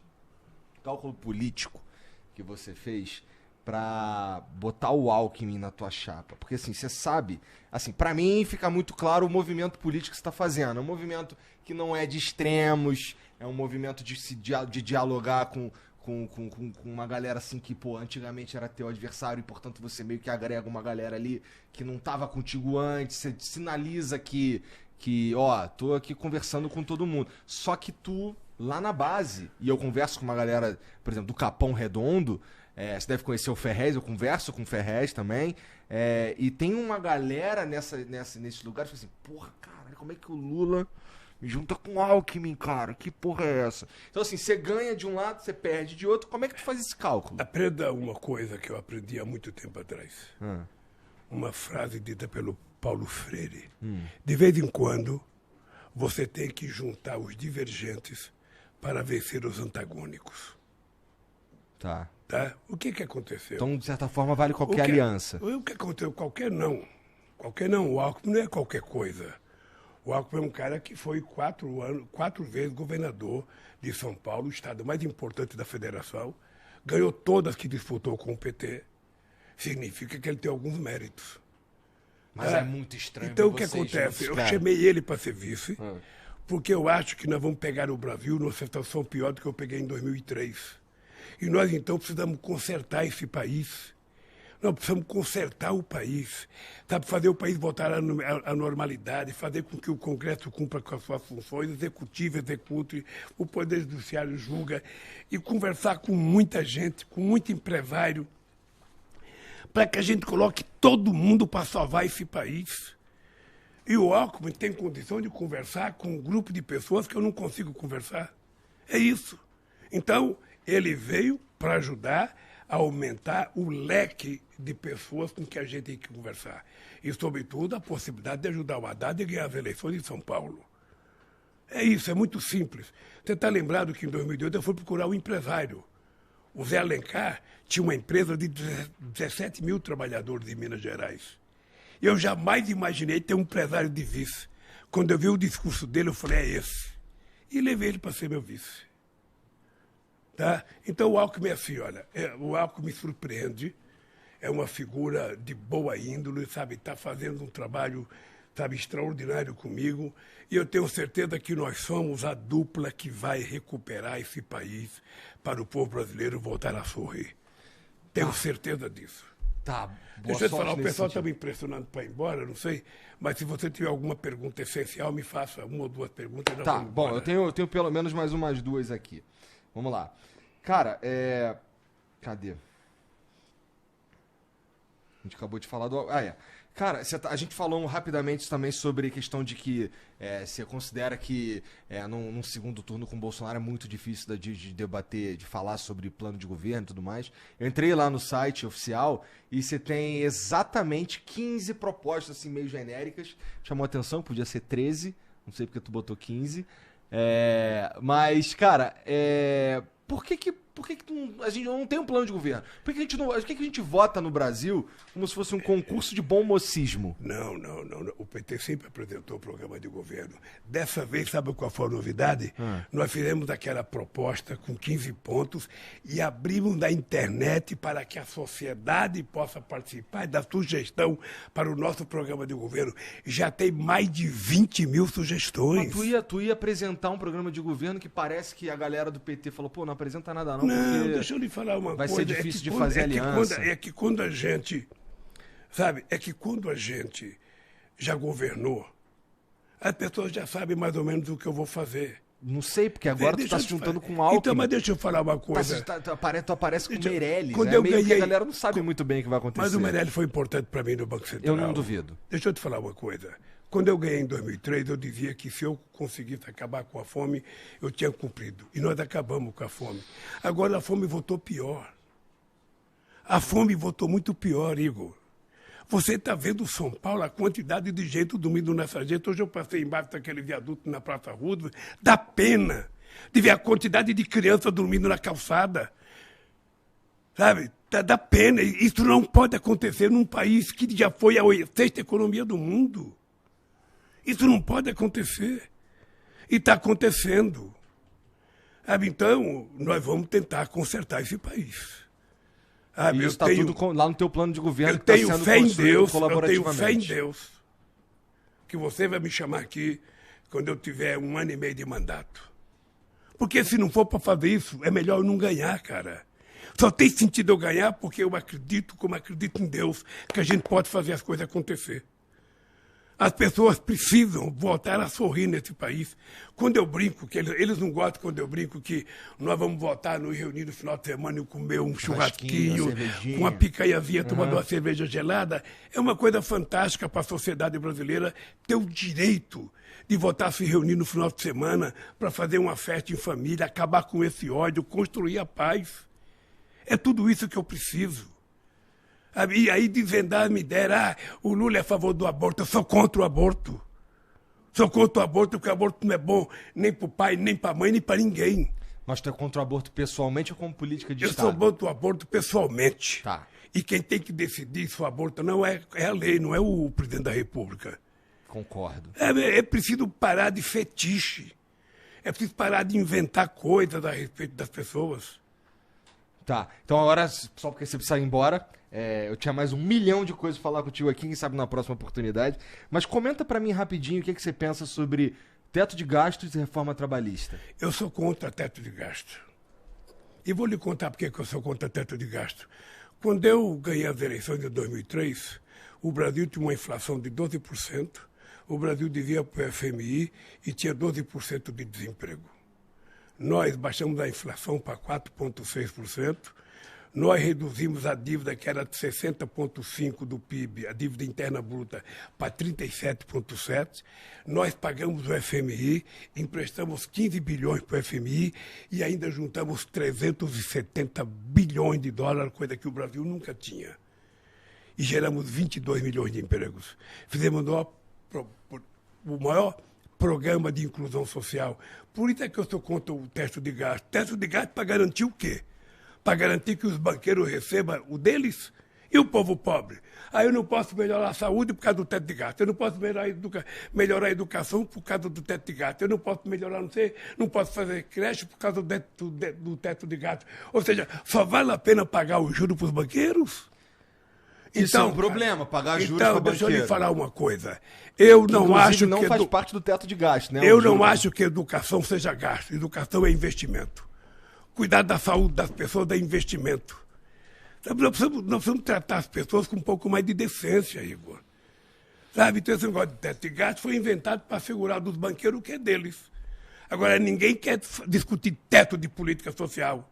Ninguém quer discutir teto de crescimento da economia. Teto de aumento de salário, não. As pessoas só querem evitar que a gente cuide das pessoas mais pobres. E a reforma? Por isso, eu sou contra. A reforma trabalhista, veja, a gente não quer voltar ao que era no passado, porque a legislação trabalhista é de 1943. Mesmo o movimento sindical, ele quer adequar Ele Você vê quer muitos adequar. problemas nessa que tem. A atualidade, cara, a gente quer atualizar. A Espanha acaba de fazer uma atualização.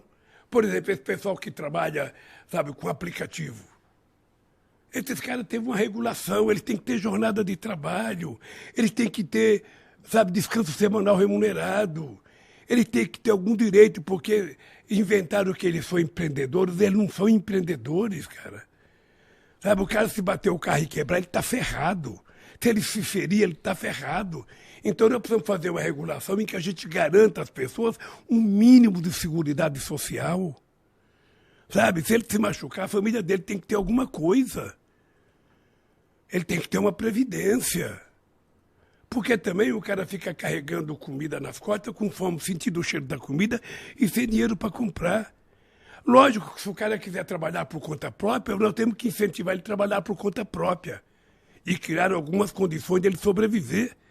Porque todo mundo sonha trabalhar sem ter patrão. Todo mundo sonha. Eu, quando era torneiro mecânico na Vilar, eu sonhava pedir a conta e trabalhar de táxi. Olha que bobagem. Montar um bar. Se eu montasse um bar, eu bebia tudo, cara. Sabe, então sabe? Mas hoje não, hoje tem mais alternativa para as pessoas, Igor. Tem mais alternativa e nós temos que dar mais oportunidade para as pessoas. Sabe, então eu digo sempre o seguinte, a gente não nasceu para ser pobre, a gente não gosta de comer coisa ruim, a gente quer coisa boa. É preciso que as pessoas tenham um pouco de respeito pelas pessoas pobres.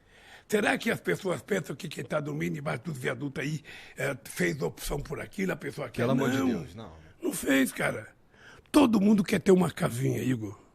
Todo mundo quer ter uma casinha.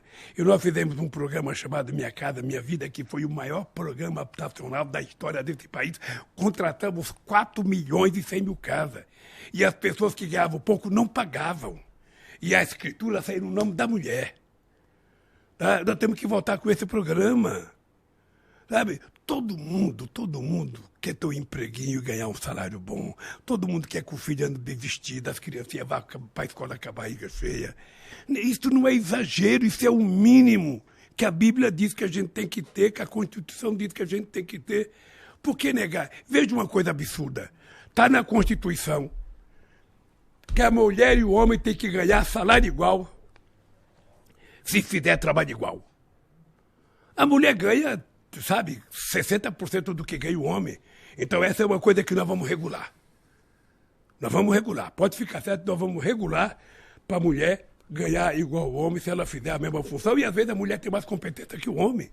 Quando tu fala em regulação de mídia, tu não tá falando de censura não, né? Não estou falando de censura, eu sou inimigo da censura. Entrei na política contra a censura. O que eu quero fazer é o que eu estou dizendo. Tem coisa que a sociedade tem que participar para mudar. Sabe, eu não vou citar coisa aqui, mas tem canal de televisão, sabe, que só fala asneira, só fala grosseria, só ofende. Sabe, eu tenho que ter uma regulação. A última regulação da mídia eletrônica é de 62. Então nós precisamos chamar a sociedade para discutir. Se você fala em chamar a sociedade, eu fico mais tranquilo. E a gente pode fazer uma regulação como a legislação inglesa, como a legislação americana, como a legislação alemã. Ninguém quer uma regulação como Cuba. Tá. Ninguém quer. Ninguém quer uma rádio que só fala aquilo que interessa ao governo, uma televisão que só fala aquilo que interessa ao governo. Ninguém assiste. Ficaria chato pra caramba. O que nós queremos é uma coisa plural, que todo mundo tem direito a participar, que a oposição tenha direito de resposta, que as pessoas ofendidas tenham direito de resposta. É o mínimo.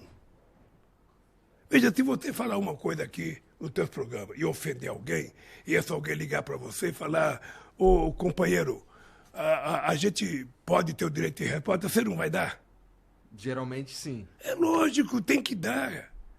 Tem que dar uma chance à pessoa provar, Igor. Então é isso que nós queremos. Tá. Nós queremos. Eu não sei se a gente consegue fazer tudo isso, mas, por exemplo, você pega os canais de televisão, todos eles têm retransmissores. A Record tem retransmissor, a Globo, o SBT. Agora, nos estados, não tem programa local. A única liberdade que eles têm é fazer um jornal das 7 da manhã, o jornal da meio-dia e o jornal das 8 da noite, meia hora de jornal. O restante é divulgando o dia inteiro os enlatados, sabe, que a matriz daqui de São Paulo reproduz. Você não acha que era justo criar condições para que tivesse 3, 4 ou 5 horas de programação local, regional, para dar emprego para artista lá, para dar emprego para a Câmara lá, para dar emprego para um monte de gente lá? Tem que ver se é possível, né? Talvez não seja só na canetada que resolve isso. Não, deixa eu te contar, não é na canetada, não. É que é muito fácil, o cara ganha uma retransmissora lá e o cara fica ganhando o percentual da publicidade, sem nenhum compromisso de nada. Sabe? A RBS no Rio Grande do Sul tinha programa local. Eu conheci no Maranhão, tinha uma cidade lá que tinha um programa do SBT que era local, programa de auditório. Porra. Sabe? Então, é preciso mudar, gente. Nós estamos no século XXI, a gente está repetindo a mesma coisa do século XX. Vamos pra internet, pau no cu da TV. Nós temos 9 pessoas que são donas de todos os meios de comunicação no Brasil. Isso é horrível. Sabe? Então, a internet também tem 5 bancos. A internet também a internet é uma coisa muito importante. Muito, muito importante. Eu lembro que a internet, quando surgiu, todo mundo achava que seria a revolução, que todo mundo, muito jornalista pediu a conta para ganhar dinheiro na internet. Não deu certo, porque... Para alguns não deu, né? Para muitos não deu. Sabe? Nem todo mundo, cara, tem a sorte que você teve e outros companheiros. Faz uma coisa que, pá, dá certo, acerta na mosca e vamos em frente. Sabe? Isso eu acho louvável, acho legal, acho muito interessante, sabe? E eu fico mais feliz ainda quando eu vejo que você é um cara que se formou pelo ProUni, cara. Eu fiz letras. O ProUni foi a coisa mais extraordinária. Você sabe que eu sonhava em colocar os pobres na universidade, a gente não tinha. Eu pensei até em utilizar o fundo de garantia. Aí, de repente, a mulher do Haddad pensou uma ideia, falou para o Haddad falou comigo. Eu falei, porra, nós vamos trocar a dívida que a universidade tem com bolsa de estudo. E vamos colocar a gente da periferia. Minha faculdade faliu, estava sendo demolida hoje. Que foi a mulher do Haddad, a Ana Estela, que pensou nisso, num projeto para São Paulo. Aí depois nós aproveitamos a nível nacional. Você não tem noção do milagre disso. Você não tem noção. Eu viajo o Brasil inteiro, a quantidade de pessoas que ficam gritando com um papelzinho na mão. Lula, eu sou do ProUni, obrigado. Minha esposa é do ProUni também. Eu sou o primeiro da minha família a ter um diploma, eu sou o primeiro. Então, cara, vamos fazer mais. Mais, eu quero mais doutor. Eu quero mais filho de empregada doméstica médica. É assim que o mundo vai para frente. Quando os pobres tiverem todos os dentes na boca, sorrindo de alegria, barriguinha cheia, sabe? É tudo que eu quero. Cara, muito obrigado. Vão acabar me batendo, então eu preciso mesmo deixar você embora. Bom, para vocês que assistiram aí, não esquece de se inscrever aqui, de dar o like. Ô Lula, pô, como é que as pessoas te acompanham nas redes sociais, cara? Não sei. Então, ó, procura Lula aí no Google que você acha, tá bom? Ó, lá em casa quem cuida... Lula.com.br. No Instituto quem cuida, lá em casa quem cuida é a Janja. Tá.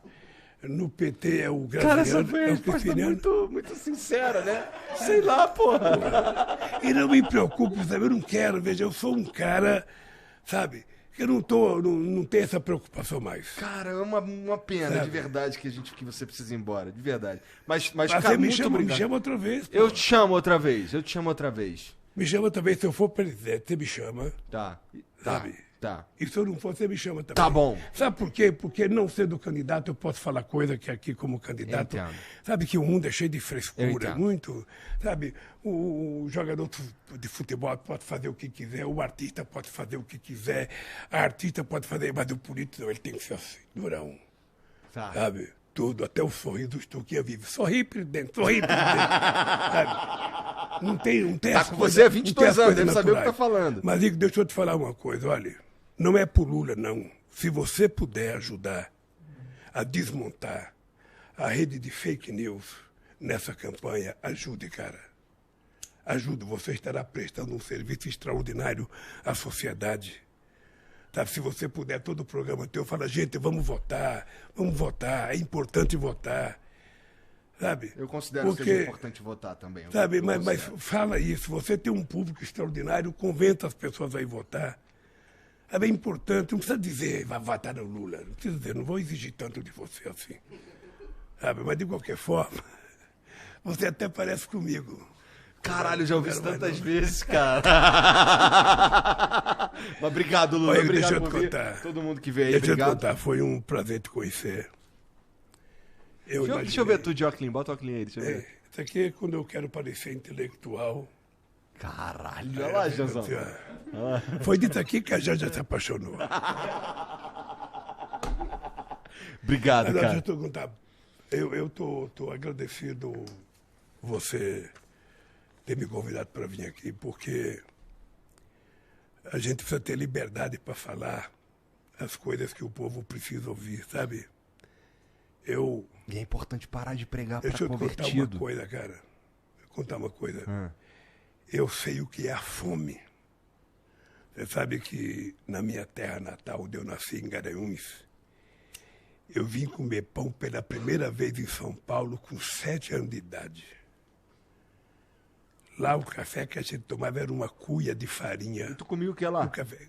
Farinha com café. Farinha. Minha mãe conta essa história. A gente pegava café, colocava farinha, pegava o café, jogava lá, fazia um mingau. E aquilo que você comia. Sabe? E eu tô hoje fortão, bonito, ó. 76 anos. Até casei, porra. Até casou, porra. Tá, cara, obrigado. Cadê? Ó, desculpa a equipe aí se eu passei um pouco do tempo. Vocês que assistiram aí, muito obrigado também. Entra lá, ó, lula.com.br, né? E não se esquece também de se inscrever, de dar o like aqui e a gente vai continuar. Segue nós também. Segue nós também. Qual que é, Jean, o teu? @_Janzão e eu sou Igor.3K, tá bom? Segue nós. Vai, ó, ele tá falando pra tu falar alguma coisa. O que que é? Fala o que você quer. Hein? Teu Instagram, porra. Ele é responsável pelo Instagram. Qual que é o Instagram dele, cara? Lula Oficial. Segue lá no Instagram. Vai estar aqui no comentário fixado também. Tá bom? Então, ó, muito obrigado a todo mundo aí. Boa noite. Agora Lula, boa você noite. me ofereceu uma coisa pra beber, eu falei que não, mas agora eu quero tomar pelo menos uma água gelada ali. Não, tá bom. Tem o que você quiser bem. aqui, cara. Tá Obrigado. Valeu, gente. Tchau.